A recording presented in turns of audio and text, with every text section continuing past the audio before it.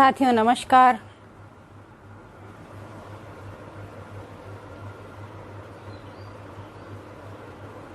आज अभी मैं लाइव हो चुकी हूँ, फर्स्ट टाइम मेरा एक्सपीरियंस है। कोई गलती हो जाए तो क्षमा चाहूँगी आपसे।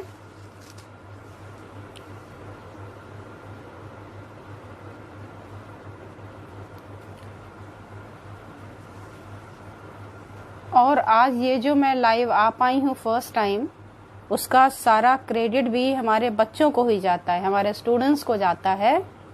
और बच्चे तो बहुत सारे हैं, हजारों की संख्या में हैं, लाखों की संख्या में है। सबका नाम तो मैं नहीं ले पाऊंगी, हाँ, लेकिन आज की इस फेसबुक लाइव के लिए तो जो क्रेडिट जाता है वो है हमारे नितिन का। सबसे ज़्यादा योगदान, सुबह से बेचारे लगभग 1.5 से 2 घंटे लगे रहे ताकि मैं लाइव पे आ पाऊँ, और तो उसी की वजह से मैं आ पाई। So thank you so much Nitin ji. और हमारे साथ अभी लोग जुड़ना शुरू हो चुके हैं, अच्छा लग रहा है, बहुत अच्छा लग रहा है। मेरे यहाँ लाइव पे आने का एम क्या है, मेरे यहाँ पर लाइव आने का उद्देश्य क्या है, सबसे पहले मैं वो बता दूं। मेरे लाइव आने का रीज़न ये है कि जितने भी लोग, देखिए अभी मेरे पास ना, जितने टाइम से आप लोगों ने, जब से मैंने ये डाला हुआ है फेसबुक पर, इतने सारे लोग अभी, लेकिन मुझे शायद छोड़ देना चाहिए, ये सारे लोग आ रहे हैं मेरे पास फ्रेंड्स रिक्वेस्ट के लिए, लेकिन शायद इस समय करना उचित नहीं होगा। वो फिर अपना कल की क्लास में ज्वाइन कर सकते हैं। तो मैं बता रही थी कि मेरा उद्देश्य क्या है, मैं क्यों आपके साथ लाइव में आना चाहती थी। उसका उद्देश्य ये है, देखिए अभी इस समय वुहान से जो ओरिजिन हुई थी कोरोना की, वो बहुत लोगों को कष्ट पहुंचा रहा है। और आपको जानकर आश्चर्य होगा, मैंने आज भी, अभी भी दिन में पढ़ा, आज तक के एक न्यूज़ का चैनल था कि चाइना में, वहाँ के एक पत्रकार ने ये पोस्ट भेजी थी और उसने ये बताया कि वो खुद भी वहाँ फंसा हुआ था, उसको भी कोरोना हो गया था। तो वहाँ के जो डॉक्टर्स थे वो पेशेंट का ट्रीटमेंट कैसे करते थे, तो पेशेंट का ट्रीटमेंट वो क्या करते थे, उसने कहा 2 चीज़ करते थे। पहला कहते थे कि इसकी नाभि को क्लॉकवाइज घुमाओ, उसमें उंगली डालो, क्लॉकवाइज घुमाओ, और इससे क्या होगा, इम्यूनिटी सिस्टम उसकी बिल्डअप होगी। और दूसरा वो बोलते थे कि इसकी कुहनी को मारो जोर जोर से, इसको खुद ही बोलो कि ये धक्का दे देकर कुहनी पर मारता रहे। अब ऐसा क्यों था, फिर उन्होंने बताया कि उनसे जब पूछा गया ये कौन सी थेरेपी है, क्या है, तो पता चला कि ये तो ट्रेडिशनल, आगे मैं नहीं बोलूंगी मेडिसिन, कि ये TCM है, ट्रेडिशनल क्लासिक मेडिसिन, परंपरागत रूप से पुरानी पद्धति है ये, जिसके अंतर्गत उन्होंने ये 2 पॉइंट खोज के निकाले और उसकी वजह से उन्होंने कोरोना पर विजय हासिल कर ली। हालांकि नुकसान हुआ पहले, वो भी इसका बहुत बड़ा मिस्ट्री है, जब कभी सुलझेगा तो आप लोग खुद ही समझ जाएंगे कि ये क्या था। तो कहने का आशय ये कि चाइना जैसे देश ने भी इस एक्यूप्रेशर को इस्तेमाल करके और कोरोना जैसी चीज पर भी बढ़त हासिल कर रहा है लगातार। 1-2 आर्टिकल मैंने और पढ़े थे किसी जर्नल में वहां की ही, जिसमें लिखा हुआ था कि किन किन पॉइंट के कॉम्बिनेशन को वो कोरोना के पेशेंट में इस्तेमाल कर रहे हैं। साथियों, मैंने भी एक पोस्ट बनाई थी जिसका कुछ लोगों तक प्रचार प्रसार भी हुआ। बहुत ज़्यादा करने से पहले ही यहाँ मैंने देखा कि कुछ ऐसी चीज़ें आ गई कि कोरोना से संबंधित कोई पोस्ट नहीं जानी चाहिए, कहीं इसको फैलाइए नहीं, तो लोगों ने बहुत ज़्यादा उसको शेयर नहीं किया। फिर भी जिसने शेयर किया उसमें से आज ही एक सज्जन ने हमसे बताया कि PMO ऑफिस से उनके पास फ़ोन आया था ऐसे ऐसे करके कुछ, कि क्या करना चाहिए। इसी तरीके से 1-2 भी हैं, कुछ और भी रिकॉर्ड्स हैं अपने पास में। तो मित्रों, मैंने सोचा कि क्यों ना जिस देश की ये पद्धति है, यानी आपके भारत देश की, उस पद्धति को इतना दीनहीन क्यों कर दिया गया है। हम अपनी ही थेरेपी को भूल कैसे सकते हैं, भूल कैसे गए। और अगर हम आज इसको भूल गए तो आगे आने वाले समय में तो दूसरे लोग इसका फायदा उठाएंगे, ये उठा रहे हैं। और यही हुआ था कि ये हमारी पौराणिक चिकित्सा पद्धति, पौराणिक माने पुराणों में वर्णित पद्धति, हमारे रामचरितमानस में इसका वर्णन मिलता है, गीता में मिलता है, महाभारत में मिलता है, भागवत में मिलता है, अगर आप लोगों में से कुछ मेरे पास जो लिस्ट दिख रही है मुझे, इसमें कुछ योगी करके लोग जुड़े हुए हैं, यानी योग के जानकार हैं, तो आप लोगों ने सुना होगा वेदों का नाम। 4 वेद होते हैं, 5वां जो उपवेद है वो आयुर्वेद है। उस आयुर्वेद का अगर आप लिटरेचर पढ़ेंगे तो उसमें मर्म स्थान करके मर्म बिंदुओं की चर्चा हुई है। इसके अलावा वेदों के 4 भाग होते हैं, एक संहिता होती है, एक ब्राह्मण, आरण्यक और उपनिषद, उसी के पार्ट होते हैं। उपनिषद होते हैं 108। 108 में से मैंने 108 तो नहीं पढ़ी है, हाँ, लेकिन मैंने 18 पढ़ी है। उस 18 में 10 तो मुख्य उपनिषद होते हैं, ईश, केन, कठ, प्रश्न, मुंडक, मांडोक्य, तैत्तरीय, ऐत्तरेय, छांदोग्य उपनिषद और बृहदारण्यक उपनिषद। ये 10 मुख्य होते हैं, ये मैंने पढ़ी। इन सब में मुझे कहीं न कहीं एक्यूप्रेशर के दर्शन हुए। इसके बाद 8 और होती हैं मेन, वैसे तो बहुत ज्यादा हैं, लेकिन जो ज्यादा आइडेंटिफाइड की गई हैं वो उनमें से 8 हैं जो योग से रिलेटेड हैं। उस योग से रिलेटेड वाली में एक मैंने पढ़ी आपकी त्रिशिक ब्राह्मण उपनिषद, और एक पढ़ी मैंने योग तत्व उपनिषद। तो जो आपकी त्रिशिक ब्राह्मण उपनिषद है, इसमें त्रिशिक नाम के एक ब्राह्मण थे जो आदित्य होते हैं, आदित्य लोक में आदित्य देवता होते हैं, यानी सूर्य भगवान।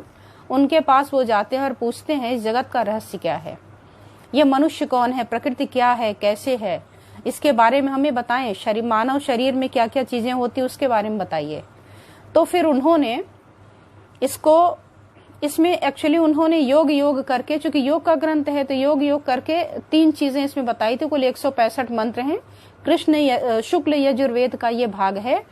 ये मैं इसलिए बता रही हूँ कि आप अगर चाहें तो इसको देख भी सकते हैं। तो उसमें इन्होंने अष्टांग योग, कर्म योग और ज्ञान योग की चर्चा की है। तो जहां इन्होंने अष्टांग योग की बात करी, अष्टांग योग माने 8 अंग। 8 अंग क्या होते हैं आयुर्वेद के?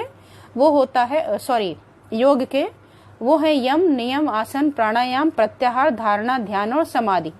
तो जब आप इसके प्रत्याहार प्रकरण में आएंगे तो उसमें प्रत्याहार के बारे में लिखा है। प्रत्याहार का मतलब होता है अपनी जो चित्त है, जो बहिर्मुखी हो रखा है, बाहर घूम रहा है, उसको वापस अपने चित्त में, अपने अंदर मोड़ना। तो चित्त की जो अंतर्मुखी भाव है उसको प्रत्याहार कहा। तो कहा उसके तरीके हैं कि कैसे आप उसको मोड़ के लाएंगे। तो एक तो होता है कि हम खींच के वापस लाते हैं ध्यान वगैरह के माध्यम से। दूसरे उन्होंने इसी में तीसरी एक टेक्निक बताई कि कहा कि मर्म स्थानों पर प्रत्याहार करें। और ये मर्म स्थान कहाँ बताए? आपके जितने मेन पॉइंट है, यानी P8 है आपका, ये जिंगवेल पॉइंट्स होते हैं ना, इसको उन्होंने मर्म स्थान बताया। पैर के तलवे में जहाँ केवन है उसको मर्म स्थान बताया। यहाँ कलाई के इस भाग पे मर्म स्थान बताया। ऐसे शरीर में कुल उन्होंने कई सारे मर्म स्थानों की चर्चा करी। तो उससे ये पता चलता है कि ये जो हमारा एक्यूप्रेशर है, ये हमारे शास्त्रों में, उपनिषद में, वेद में, पुराण में भरा पड़ा हुआ है। इसके अलावा एक मैंने पढ़ा योग तत्व उपनिषद। योग तत्व उपनिषद में भी 4 प्रकार के योग का वर्णन मिलता है। मंत्र योग, लय योग, राजयोग और हठ योग। और इसमें जो लय योग है उसमें नाद अनुसंधान की चर्चा करी गई है। तो जो नाद अनुसंधान की चर्चा है उसके 4 भाग होते हैं। एक आरंभावस्था, दूसरा होता है घटावस्था, तीसरा होती है परिचयावस्था, चौथी होती है निष्पत्यावस्था। तो जो इसका परिचयावस्था है उसमें आपको 5 एलिमेंट थ्योरी मिलता है। और हाँ, एक चीज मैं बताना भूल गई कि ये जो आपका त्रिशिक ब्राह्मण उपनिषद है, इसमें केवल आपको एक्यूप्रेशर के पॉइंट नहीं मिलते। इसके अंतर्गत आप 5 एलिमेंट थ्योरी पढ़ेंगे।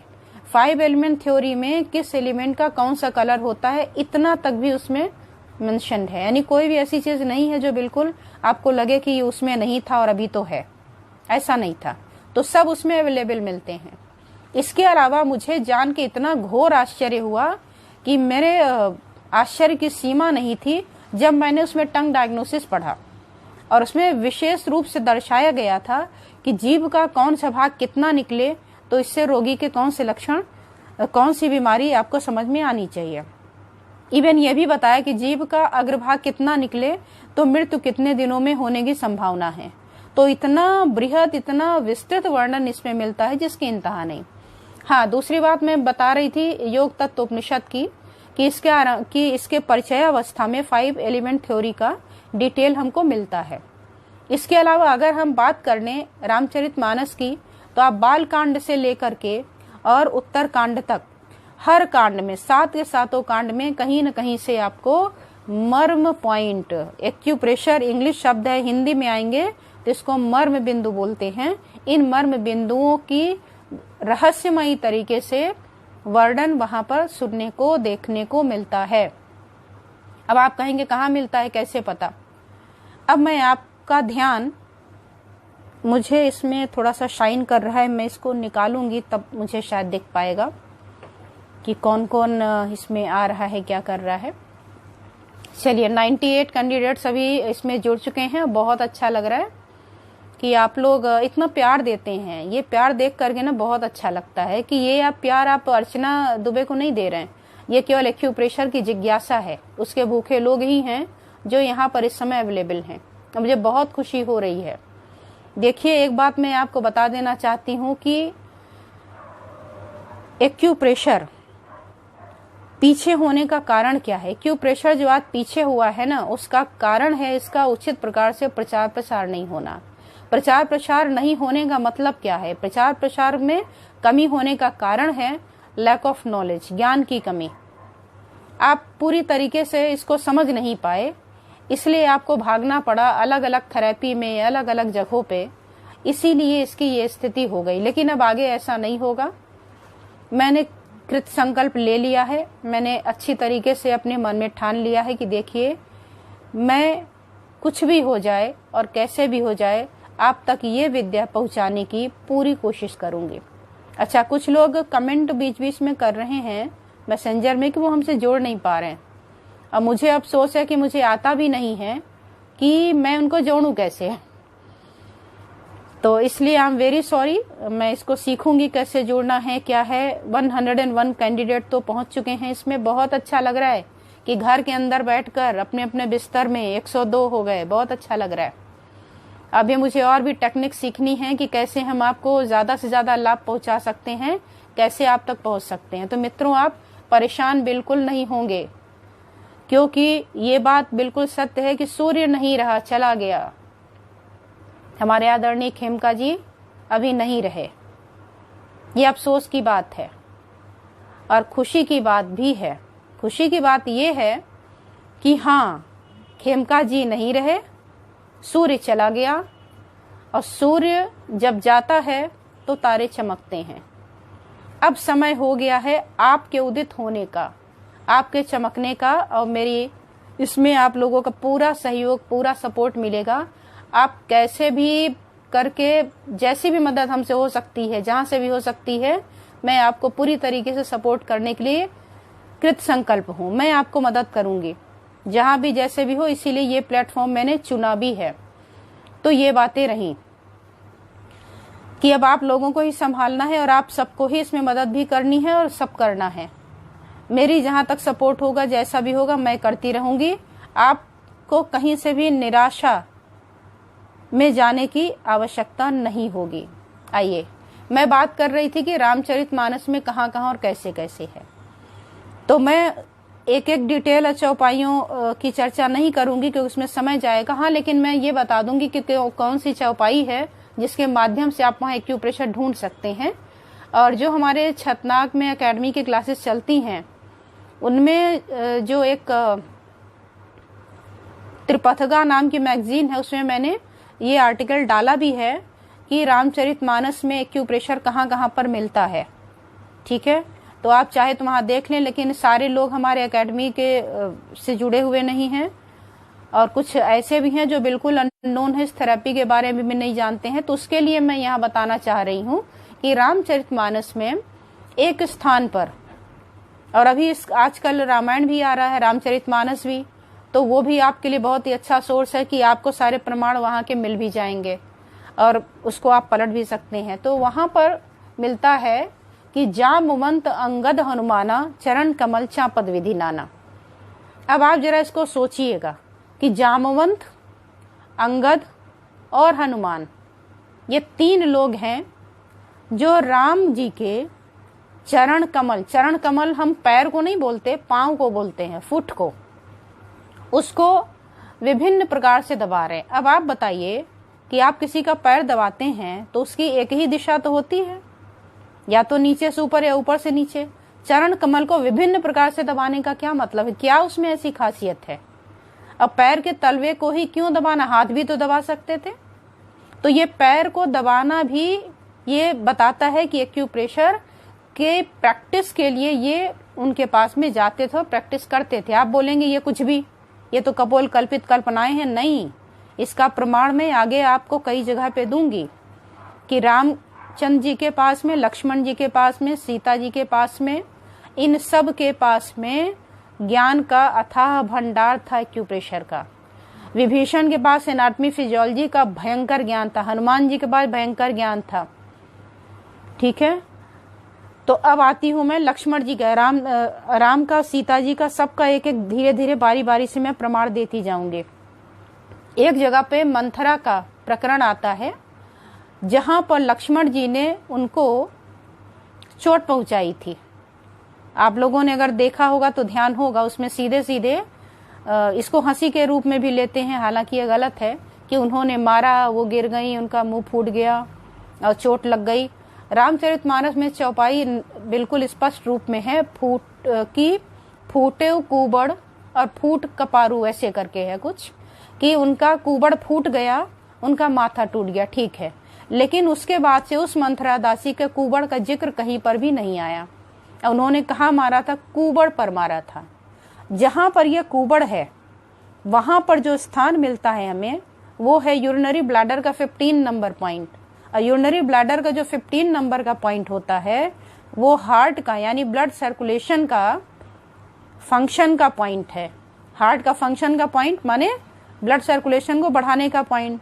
तो आप सोचें कि जब ब्लड सर्कुलेशन बॉडी का बढ़ाते हैं, हम किसी भी चीज को हटाना है, स्टैग्नेशन बढ़ाना है, तो आप सर्कुलेशन बढ़ा देते हैं। तो सेम आपने यही किया कि लक्ष्मण जी ने यूरिनरी ब्लैडर 15 नंबर पॉइंट पर उनको मारा और उससे उनका कुबड़ फूट जाता है, फट जाता है। उसके बाद से उस मंथरा दासी के कुबड़ की कहीं पर भी किसी भी प्रकार का कोई जिक्र नहीं है। इसके बाद आइए, इसके बाद मैं आपको बताती हूं कि जब रामचंद्र जी अहिल्या के पास जाते हैं तो वहां आता है कि गौतम की नारी अहिल्या श्रापवश पत्थर का रूप हो गई थी, जड़वत हो गई थी। पत्थर नहीं थी वो, ध्यान दीजिएगा। हमें समझाने के लिए, एक तो हमारी बुद्धि कमजोर है, हम इंग्लिश के चक्कर में इतने ज्यादा पड़ गए कि अपनी हिंदी नहीं समझ पाते हैं, संस्कृत नहीं समझ पाते हैं, जिसकी वजह से ये परेशानियां हैं कि हम आज एक्यूप्रेशर को एक्यूप्रेशर कहें तो लोग फिर भी समझ जाएंगे, लेकिन अगर हम इसको मर्म दाब बोलें, मर्म बिंदु बोलें, मर्म की चर्चा करें तो इसको कोई नहीं जानता। इसलिए ये मैं बता रही हूँ कि कहाँ कहाँ वहां मर्म बिंदुओं की चर्चा हुई, वहां केवट भी इसका जानकार था। और ये एक चौपाई आपने सुनी होगी, केवट कहे मर्म में जाना, कि मर्म तो हम भी जानते हैं, खुलेआम तो बोल रहा है वो। अब वो भी पैरों की ही तलाश कर रहा है, यानी वो इतने ग्रेट फिजिशियन थे रामचंद्र जी कि केवट वहां भी उसके पैरों की ही वंदना करना चाह रहा है कि हम आपके पैरों को धोना चाहते हैं, हम उस पर प्रैक्टिस करना चाहते हैं, हमें समझो पहले। ठीक है, तो ये देखिए, अब अहिल्या नारी को आपने कह दिया कि ये पत्थर थी। वाल्मीकि रामायण में लिखा हुआ है, वाल्मीकि रामायण रामचरितमानस दोनों अलग अलग भी हैं और एक भी हैं। जो आपके रामचरितमानस है ये तुलसीदास जी वाली लिखी हुई है और अवध भाषा में लिखी हुई है, हम लोग आराम से उसको सुन के और समझ सकते हैं। ठीक है, हाँ, किसी ने कुछ लिखा है वर्टिकल में रखें। जी, मैंने इसको वर्टिकल में ही रखा है, मुझे बहुत ज्यादा आज नहीं आता है। आज की जो भी कमियां होंगी वो आप लोग नोट कर। ये हो गया, अभी सही है? ठीक है, तो अहिल्या नारी जो थी, इसमें तो बोल दिया कि पत्थर हो गई थी, क्योंकि चीजों को अगर हमें समझाना है तो थोड़ा थोड़ा कुछ काल्पनिक और ऐसी चीजें भी जुड़ती हैं और जोड़नी भी चाहिए। लेकिन जो वाल्मीकि रामायण वो शुद्ध रामायण है, प्योर संस्कृत में है। अब संस्कृत तो हमें आती नहीं, तो हम कैसे इसको समझें? तो इसमें लिखा हुआ है कि जो अहिल्या नारी है थी गौतम ऋषि की, वो श्रापवश जड़ हो गई थी, पत्थर जैसी हो गई थी, पत्थर नहीं हो गई थी, पत्थर जैसी। अभी आप कोई चीज सुनते हैं, कोई दुखद घटना सुनते हैं, तो आप कहते हैं मैं तो बिल्कुल जड़वत रह गया, मैं बिल्कुल, मेरी आंखें पथरा गई, मैं पत्थर हो गया। तो आप सचमुच का पत्थर नहीं हुए, आपकी आंखें पथरा गई माने आपकी आंखें फिक्स हो गई। तो ये इसका मतलब समझिए। तो वाल्मीकि रामायण में स्पष्ट रूप से ये लिखा हुआ है कि उनकी जो शरीर थी वो शौक की वजह से, अब आप किसी को श्राप दे दीजिए, किसी को अच्छे से बोल दीजिए, गुस्से में आकर के, वो तो शॉक्ड हो जाएगा। तो वही शॉक्ड वाली पोजीशन थी आपके अहिल्या की, क्योंकि अगर वो पत्थर होती, मेरी बात को थोड़ा सा गौर से ध्यान दीजिएगा, सुनिएगा कि मैं क्या समझाना चाहती हूँ आपको। अगर ये अहिल्या नारी पत्थर की थी और रामचंद्र जी ने उसके पीठ वाले पर आगे की ओर झुकी हुई थी, स्पास्टिसिटी थी, स्पास्टिक टाइप एक पैरालिसिस होता है, जड़ हो जाना, एक फ्लैसिड होता है लुंज पुंज वाला होना, एक स्पास्टिक टाइप होता है शरीर में जकड़ जाती, अकड़ जाती, लकड़ी जैसी हो जाती। तो मे बी कि ऐसा ही रहा हो। तो अब आप ये ध्यान दे दीजिए कि वो जड़वत हो गई। रामचंद्र जी ने फिर से उनके पैर पर सेम पॉइंट लगाए, सेम पॉइंट पे पैर रखा और उनकी जो चेतना थी फिर जागृत हो गई। कौन सा पॉइंट था? अगेन UB15 था, अगेन सर्कुलेशन बढ़ाया। जैसे उन्होंने उस सेम पॉइंट से उनका ब्लड सर्कुलेशन खोला मंथरा का, ठीक उसी प्रकार से उधर लक्ष्मण जी ने अपना प्रमाण दे दिया और इधर रामचंद्र जी ने प्रमाण दे दिया कि देखो ये पॉइंट से आपकी स्पास्टिसिटी भी ठीक होती है। और आप जितने भी एक्यूप्रेशर के जानकार यहाँ पे इस समय जुड़े हुए हैं वो अच्छे से समझ रहे होंगे, जान रहे होंगे कि ब्लड सर्कुलेशन को बढ़ाने के लिए, किसी भी शॉक की कंडीशन को खोलने के लिए UB15 is the best point. उसका प्रयोग रामचंद्र जी ने किया था। अब आप में से कुछ लोग ऐसे होंगे जो सोच रहे होंगे कि ऐसे कैसे कोई कुछ भी बोल सकता है। नहीं, इसके प्रमाण भी मैं देती हूं आज। उसका प्रमाण है ये कि किसी ने लिखा है, आपका पोस्ट बहुत शेयर कर रहे हैं भाई, अब मैं क्या करूं इसके लिए, मुझे समझ में नहीं आ रहा है। जो भी है, एनीवे मैं इसको पहले कंप्लीट कर लूं। आप लोग कमेंट मत करिए तो अच्छा है कि बहुत अच्छी वीडियो है, ऐसा है वैसा है। आप नहीं भी लिखेंगे अच्छा लगेगा, लेकिन ये जो मेरी बातें ये सुनेंगे ना तो आपको बहुत आनंद आएगा और आप किसी को भी एक्यूप्रेशर के बारे में समझा पाएंगे, कह पाएंगे कि देखो ये जो भी चीज है वो मेरी अपनी है, खुद की है, इसमें किसी और का कोई सहयोग नहीं है। आप लेके गए हैं हमारे घर से, वो अलग बात है। तो प्लीज लेट मी कंप्लीट। बीच में जो कोई भी कुछ भी मत करिए, क्योंकि मेरा नया नया एक्सपीरियंस है और मुझे भी बहुत आता नहीं है, तो मैं उसमें फिर उलझ जाती हूँ। तो मैं बात कर रही थी कि उन्होंने ठीक कर दिया, जड़वत थी, पैर लगा UB15 पर, खड़ी हुई, चली गई।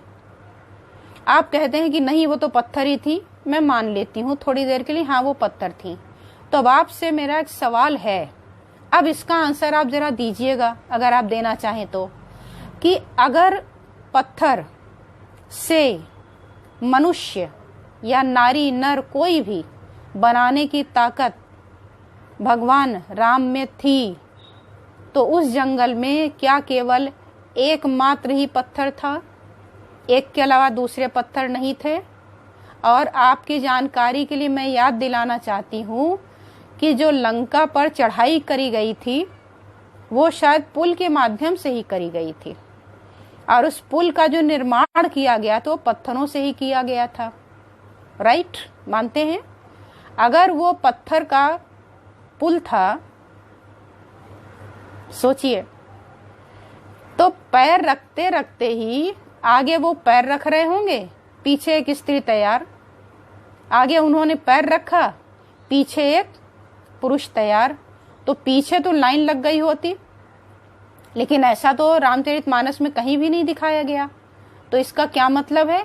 इसमें शुरू में ही लिखा हुआ है कि ये बड़ी रहस्यमयी चीज है, ये बिल्कुल टुकड़े में आपको समझाई जा रही है, और इसको बड़ा सूत्र रूप में लिख रहा हूं मैं। इसको जो भी समझ लेगा वो माला माल हो जाएगा, धन्य हो जाएगा।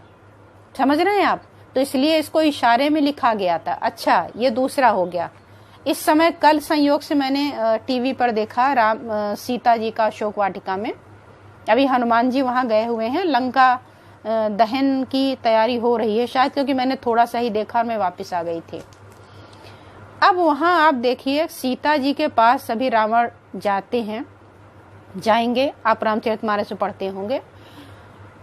तो जब मैं काफी छोटी थी, जब ये आ रहा था, तो मैं देखती तो मुझे बड़ा फनी लगता था कि सीता जी एक छोटी सी सीख लेकर के रावण की ओर इशारा करती हैं, और उसमें आता था तृण धरि ओट कहत वैदेही, कि इस तृण धरि, तृण का मतलब तिनका होता है, तिनके की ओट से, भला तिनके से आपका चेहरा कैसे ढक जाएगा, क्या मतलब है इसका। तो ये भी बड़ा टेक्निकल चीजें थी इसमें। अब इसको ढूंढते ढूंढते मैं पहुंची, और अगर आप इसको पसंद करेंगे और आप आशा कर इस तरीके से लाइक करते रहेंगे ना कि हमें इस तरीके की चीजें चाहिए, वो कमेंट में कर दीजिएगा, तो मैं इसका कल डिटेल चौपाइयां आपके सामने उठा के रख दूंगी, और आप देख लीजिएगा कि वो तुरंत ही कहती कि तृण धरि ओट कहत वैदेही, तिनके की ओट से सीता जी कहती, क्या कहती हैं कि सुधि नहीं तो ही रघुवीर बान की, कि तुम्हें रामचंद्र जी के तीर का जो एरो है उनका, उसको उसके बारे में पता नहीं। एरो माने क्या, क्लासिकल एक्यूपंक्चर की नीडल, बड़ी वाली नीडल, और वो मर्म बिंदुओं पर ही साध के मारा जाता था। आज उसका एडवांस रूप हो गया, टेक्निकल हम हो गए, तो हम क्या करते हैं कि छोटी छोटी सुजोग की नीडल्स होती, इतनी छोटी छोटी महीन, उसको हम डालते हैं और उससे देखते हैं, उससे रोगों का उपचार करते हैं। पहले के टाइम में एडवांसमेंट इतना नहीं था, तो बड़ी बड़ी नीडल, ये जो एरो है, तीर है, ये उस समय का क्लासिकल एक्यूपंक्चर का बड़ा नीडल हुआ करता था। ऐसा आप मान ले थोड़ी देर के लिए, तो आपको बड़ा मजा आएगा सुनने में। जो मैंने पढ़ा, हो सकता है ये सारी मेरी कल्पनाएं ही हो, झूठी ही हो, झूठी तो नहीं कहूंगी, कोरी कल्पना ही कह सकती हूँ, क्योंकि सबके अपने अपने सोचने का नजरिया हो सकता है। आप भी इसको सोच सकते हैं और आगे बढ़ा सकते हैं। क्योंकि मैं हर चीज में अभी केवल एक्यूप्रेशर ढूंढने की कोशिश कर रही हूँ कि हमारी ये पुरातन पौराणिक और पद्धति मेरी है, मेरी थी, मेरी ही रहेगी। मेरी का मतलब भारत देश की, ये कोई भी देश अब पेटेंट नहीं करा सकता, क्योंकि आप सब हमारे साथ हैं। और मुझे बड़ा हर्ष हो रहे थे, शॉर्ट टाइम में हमने नोटिस भेजी थी आपके पास, और इस समय 162 में पढ़ती जा रही हूँ, संख्या बढ़ती जा रही, 63, अभी मैंने 90s में पढ़ा, 66 हो गई। तो इतने शॉर्ट पीरियड में आप सब इतना जुड़ रहे हैं, समझ रहे हैं, जानने का प्रयास कर रहे हैं, तो मेरी बहुत ही ज्यादा आशा है कि आप सब इसको लेके उड़ान तो भर लेंगे, इसमें कहीं से कोई दो राय है नहीं अभी। तो ये बात हो गई कि उन्होंने तीर का एहसास करा दिया था कि देखो ये एक्यूपंक्चर की नीडल है, ये बात हो गई। अब आइए विभीषण के एनाटॉमी फिजियोलॉजी की बात कर लें। और अभी शुरू में जब मैं वीडियो में लाइव हुई थी, तो मैंने आपको बताया था कि देखिए, अभी मैंने आज तक के एक न्यूज चैनल में गूगल में देखा था, हमने जैसे हमने ऑन किया तो उसमें आ गया था, हो सकता है आपके में भी आया हो, तो आप देख सकते हैं, इसलिए मैं बता रही हूँ कि उसमें लिखा था कि वहां के डॉक्टर्स ने क्या किया, कुहनी मारने को कहा कुहनी मारो, जोर जोर से पटको तो आपका कोरोना ठीक हो जाएगा, और नाभि को क्लॉकवाइज डायरेक्शन में घुमाओ। ये क्या मतलब है? क्या ये पागलपन है? नहीं, ये एक्यूप्रेशर है, जिसे आपने इग्नोर कर दिया जानकारी के अभाव में, और वो इसको यूज कर रहे हैं। वहां के मेडिकल कॉलेजेस में ये सब भरे पड़े हुए हैं, तो इसलिए वहां पर इसका यूज हो गया। एनीवे, अब मैं लौट के आ रही हूं उसी जो नाभि का पॉइंट वहां के डॉक्टर्स ने बताया था कि ऐसे ऐसे करिए तो ठीक हो जाएगा। वही मैं आपको बताना चाह रही हूँ कि ये बात रामचरितमानस में विभीषण जी ने राम को बताई थी कि अगर आप इसको ऐसे कर लेंगे तो आपकी जीत हासिल हो जाएगी। और आपको पता है नाभि क्या है? जो आपका नाभि है, नेवल सेंटर है, इसको सीलियक प्लेक्सस कहते हैं, सोलर प्लेक्सस कहते हैं, कई नामों से जानते हो, हिंदी में नाभि कहते हैं, जो हमारे जीवन का आधार है। नाभि को अगर पॉइंट के दृष्टिकोण से देखें तो यहाँ CV8 आता है।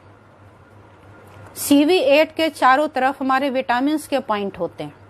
विटामिन माने अमीनो एसिड होता है, और अमीनो एसिड प्रोटीन हमारे शरीर का बिल्डिंग मटेरियल है। अगर आप किसी के एक टेक्निक होती है एक जिसमें हम माइक्रोन्यूट्रिएंट दे के इलाज करते हैं। माइक्रोन्यूट्रिएंट क्या है? माइक्रोन्यूट्रिएंट होते हैं आपके विटामिन और मिनरल्स। तो अगर शरीर में विटामिन की कमी हो जाए तो 80% रोग तो वहां से ही हो जाते हैं। तो उस विटामिन का उपचार CV8 पर किया जाता है, क्योंकि उसके चारों ओर विटामिन के पॉइंट है। Vitamin A, vitamin B, vitamin C, vitamin D, vitamin K, इतने विटामिन आपके नाभि के चारों तरफ होते हैं। अगर आपके शरीर से इमेजिन करिए, और आप लिटरेचर चाहे तो गूगल वगैरह में कहीं भी टाइप करके ढूंढ लीजिएगा कि अगर आपके शरीर से विटामिन निकाल दिया जाए, आपको खूब खाना दिया जाए, तो आप मर जाएंगे, आपकी मृत्यु हो जाएगी। तो सेम ऐसा ही टेक्निक उनको पता था। उन्होंने क्या किया कि बताया कि आप इनके CV8 पर मारो। ये जो मर्म स्थान है वहां पर इसको साइंस के CV8 और ये सीलियक प्लेक्सस, सोलर प्लेक्सस नहीं कहा है, कहा है ये प्राणहर बिंदु है। ये प्राणों को हर लेगा। कैसे हरेगा? ये हमारा और आपका काम है सर्च करने का कि कैसे हरता होगा, क्या करता होगा। तो ये मैं आपको बताना चाह रही हूँ। तो एक प्रमाण आपको यहाँ भी राम जी का मिल जाता है। ऐसे बहुत जगह पे जगह जगह करके ये मेरे पास में है। अगर आप चाहेंगे, आपका मन करेगा, तो मैं आपको ये ढूंढना क्या है, उठा के बुक से आपको एक एक चौपाई नंबर याद कर। मुझे चौपाई नंबर एग्जैक्टली इस समय पूरी नहीं याद है, तो इसलिए मैं आपको ये चीजें बता रही हूँ। तो मेरे ख्याल से आज के लिए इतना काफी होगा शायद। आपको कैसा लग रहा है अब आप कमेंट करके बता सकते हैं। भाई जो हर्ट हुए हैं उनके लिए माफी चाहूंगी मैं, क्योंकि मुझे आता नहीं है, फर्स्ट टाइम लाइव हूँ। तो जब आप कमेंट करते थे ना, तो मैं परेशान हो जाती थी कि मैं इसका जवाब दूं, कि मैं कुछ लिखूं, कि मैं बोलूं, तो मैं डाइवर्ट हो जा रही थी। तो सॉरी। अगर अभी आपको कुछ क्वेश्चन करना है, कोई एडवाइस, और हाँ एक चीज और, क्या आप इसका टाइम चेंज करना चाहेंगे?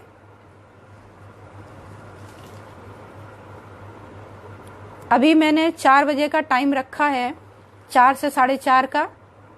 तो क्या आप इसका टाइम कुछ और चेंज करना चाहेंगे? 4 की जगह 5 बजे करना चाहेंगे, या सेम करना चाहेंगे, वंस इन अ वीक करना चाहेंगे? और क्या चीजें आप सीखना चाहते हैं? अगर आपको लगता है कि पहले एक्यूप्रेशर के इतिहास पे ही बात कर ली जाए, तो मैं उस पर भी तैयार हूँ बात करने के लिए। मुझे खुशी होगी कि मैं आपके काम आ पा रही हूँ। लेकिन मैं यहाँ ये भी देख रही हूँ कि बहुत सारे लोग हैं। हाँ, आपने लिख दिया, सही है टाइम, ठीक है जी। कोहनी पर क्यों? Very nice Brijendra Kumar Pal ji. कोहनी पर पॉइंट जो आता है ना, वो LI11 आता है। और LI11 मैंने जो कोरोना की एक वीडियो बनाई थी, उसमें लिखा हुआ है कि LI11 होम्योस्टेसिस पॉइंट होता है। शरीर में जो चीज जैसे होनी चाहिए उसको वैसा बनाए रखने के लिए LI11 रिक्वायर्ड होता है। तो ये वो पॉइंट है। और नेवल का आपको पता चल गया कि ये आपका क्या है? ये आपका CV8 है। ये क्या करता है? ये आपके बॉडी के मेटाबॉलिज्म को करेक्ट कर देगा।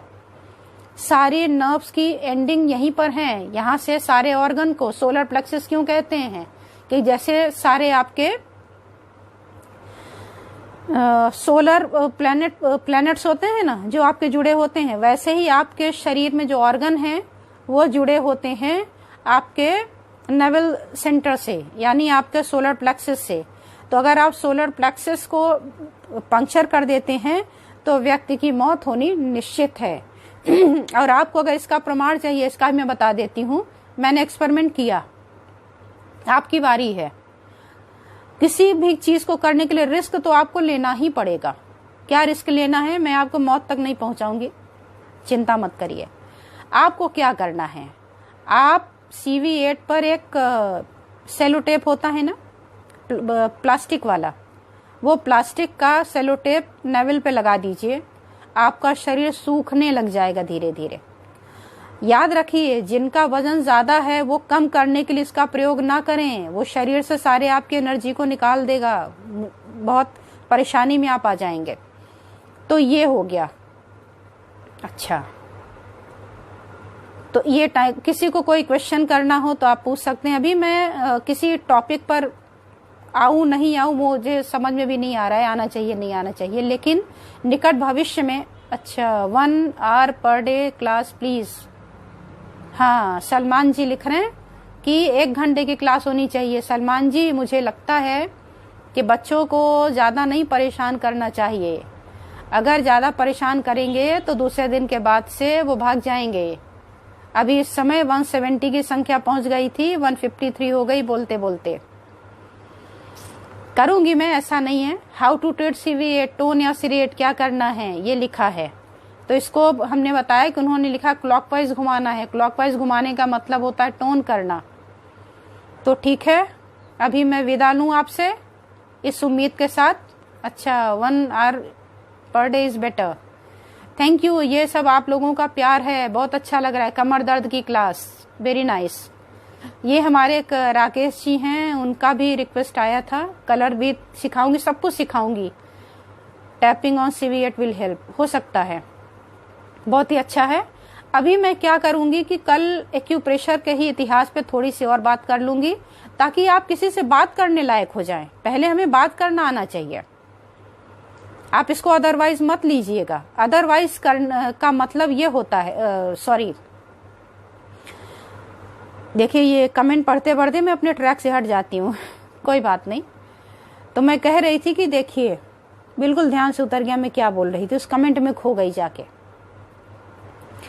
पहले मैं अपने टॉपिक पे बात कर लूंगी, इतिहास पे। इतिहास पे इसलिए बात करना चाहती हूँ कि अभी बहुत से लोग ऐसे हैं जो एक्यूप्रेशर को फॉरेन की थेरेपी समझते हैं, विदेशी पद्धति समझते हैं। ये विदेशी नहीं है, इसी को प्रमाण देने का समय आ गया है। इसलिए आप लोगों से निवेदन है कि इसको पहले समझ लें। पॉइंट के बारे में, किसी भी चीज के बारे में वो हम सीखते रहेंगे, जानते रहेंगे, बहुत मैटर है। जो एलोपैथ होती है इस समय। अच्छा, एक बात और है, ध्यान दीजिएगा कि लॉकडाउन के अंतर्गत सारे हॉस्पिटल बंद हैं।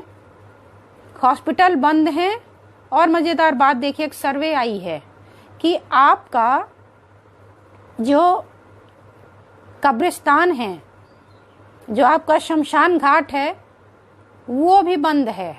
यानी उसमें भी मरने वालों की संख्या बहुत कम है। ये मैं क्या कहना चाह रही हूँ, आप इशारे में समझ लें कि हम अस्पताल नहीं जा रहे हैं तो हम शमशान घाट भी नहीं जा रहे हैं, संख्या ही कम है। अब आप कहेंगे नहीं वो बंद है तो कुछ और इंतजाम करते होंगे। भाई, किसी भी डेड बॉडी को हम अपने घर में, अपने कमरे के अंदर नहीं जलाएंगे। उसकी सूचना कहीं न कहीं तो आपको मिली जा रही है, फेसबुक से या कहीं से कि आज इनकी डेथ हो गई, आज ऐसा हो गया, आज ऐसा हो गया। ठीक है, तो आप ये जरा सा गौर करिएगा, चिंता नहीं करिए, बस ध्यान दीजिएगा कि हम इस एक्यूप्रेशर थेरेपी को इस कदर डेवलप करेंगे। सबका एक ही उद्देश्य होना चाहिए, इस कदर इसको डेवलप करेंगे, इतना ज्यादा डेवलप करेंगे कि हर जगह केवल आप और आप ही दिखाई देंगे। तो आप लोगों ने अपना बहुमूल्य और बहुत ही अनमोल समय दिया है, बहुत अच्छा लगा, बहुत ही बढ़िया लगा। मुझे उम्मीद नहीं थी कि इतने सारे लोग और इतनी जल्दी से जुड़ पाएंगे, लेकिन मुझे अच्छा बहुत लग रहा है। आप लोगों की संख्या देख के, आप लोगों का प्रेम देख करके, तो मैं आप लोगों का बहुत बहुत धन्यवाद ज्ञापित करती हूँ। और इसको मैं फिनिश कर रही हूँ। और रिकॉर्ड का ऑप्शन तो मुझे नहीं पता है, लेकिन मैं रिकॉर्ड करने की कोशिश करती हूँ। अगर ये रिकॉर्ड हो गया तो इसको मैं पोस्ट भी कर दूंगी, ताकि जो साथी हैं अभी भी लगातार मेरे पास, आज सुबह से मैंने जो फ्रेंड रिक्वेस्ट है वो एक्सेप्ट करनी शुरू करी, तो ये मेरा 100 के पास पहुंच गया। और जब तक मैं आपसे बात कर रही हूँ, कुछ लोग बोल रहे हैं कनेक्ट नहीं हो रहा है, कुछ लोग लगातार फ्रेंड रिक्वेस्ट भेज रहे हैं। तो जब मैं पोस्ट कर दूंगी तो शायद वो भी इसको देख पाएंगे। तो thank you very very much, बहुत अच्छा लगा। ऐसे ही अपना प्यार और आशीर्वाद, जो हमसे बड़े हैं वो आशीर्वाद, जो छोटे हैं वो अपना प्यार ऐसे ही बनाए रखें, और एक्यूप्रेशर को बहुत बहुत बहुत बढ़ाए रखें। Thank you so much.